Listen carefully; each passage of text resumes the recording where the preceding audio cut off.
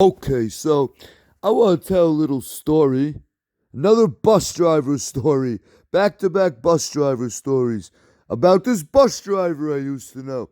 Unlike the last guy, Seamaneck in Oakfield, I actually knew this guy's name. Oh, yeah, and his name was Carl. And we didn't know his last name, of course. But at some point, probably before my time, some kids decided to nickname the guy Carl Fishbomb. I don't know if they just randomly came up with that, or maybe they thought the guy smelled like fish, and they're just like, hey man, I got on a bus and the guy smells like fish. Huh, Carl Fishbomb, bro. Let's call him Carl Fishbomb. But like, yeah, that was the guy's name. He was like this older guy. He actually looked just like Paul Newman. Paul Newman in the movie Road to Perdition with the gray hair and the mustache and everything, like an ugly version of that. Road to Perdition, Paul Newman. And this guy was like a total fucking idiot and like a loser, and every kid hated him. I don't even remember exactly why they hated him so much, but like, oh man, I fucking hate that guy, yo. Carl Fishbaum, he's like such a fucking loser, yo. And like, yeah, and kids would just fuck with him all the time. He was one of these bus drivers that like never did anything. I think maybe he was happy just to have a job or whatever and make it home alive at the end of every day. So this bus, every bus that he drove was like Animal House on crack. I mean, you have kids yelling and screaming and banging on the windows and jumping out of their seats and running in the aisles and getting into like fist fights and shit on a bus. I got in like a bunch of fucking fights on his bus route. And I first had this guy in third grade. Yeah, and he never did shit, including the time in third grade where a couple of these asshole kids grabbed me, literally stuffed me under the seat of the bus. I was actually able to fit all the way under the seat. They like shoved me in there. It's the middle of winter. The floor of the bus is filthy from everyone's boots and mud and everything. It was fucking disgusting. Not a good day. He didn't do anything.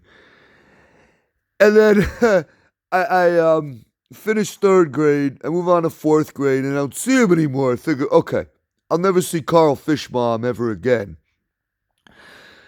And then somehow I think in seventh grade, I get on a bus one day. I go, holy shit, it's Carl. He must have moved up to like the middle school. Now he's got my route at Candlewood Middle School. I think it was the after school bus. Yeah, after school. And of course, nothing changed.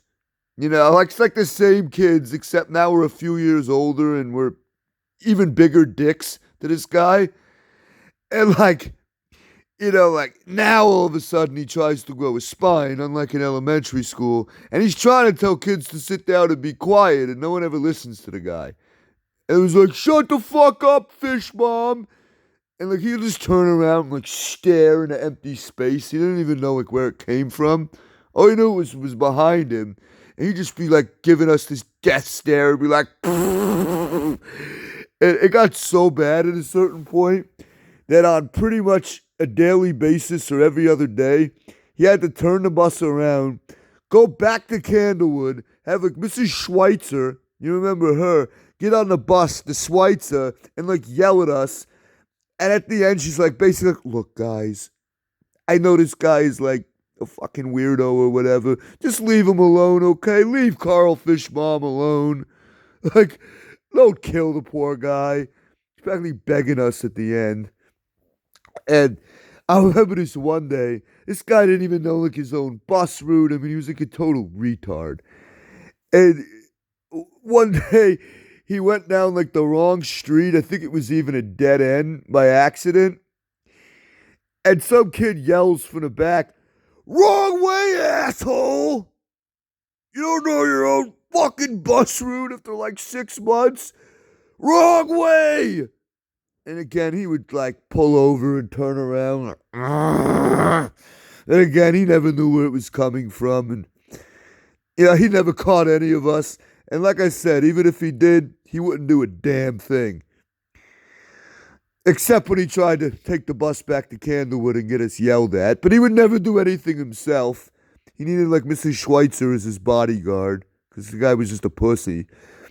But yeah, that was my little story about the bus driver, really poor man's Paul Newman, Carl Fishbomb, nicknamed him Carl Fishbomb, and how his buses were basically Animal House that he had absolutely no control over. What a guy. What a fucking guy.